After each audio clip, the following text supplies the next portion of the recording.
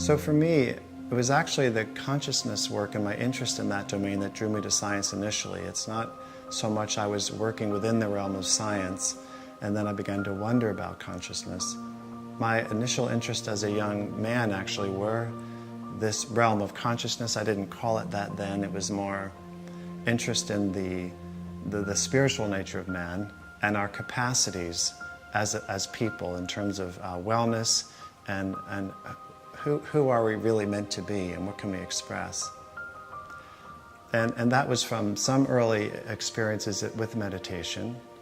And as I began to have more personal experiences in that domain, I began to want to study it.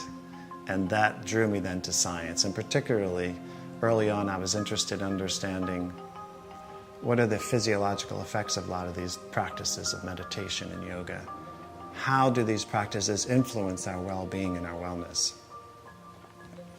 And so that took me from those initial types of studies into broader areas of biomedical science, which I focused on for many, many years, and maintaining an interest along the way in so-called complementary approaches. And I'm more and more interested in, and seems proper to just speak about the world of consciousness itself.